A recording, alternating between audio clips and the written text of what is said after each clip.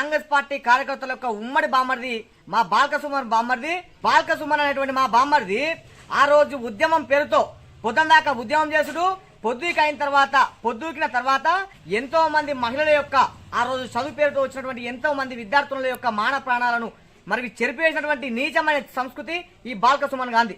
బాల్కసుమన్ గారు ఆ రోజు ఉద్యమం చేస్తున్నా అని చెప్పి ఉస్మానియా యూనివర్సిటీలో రౌడీజం చేసిండు.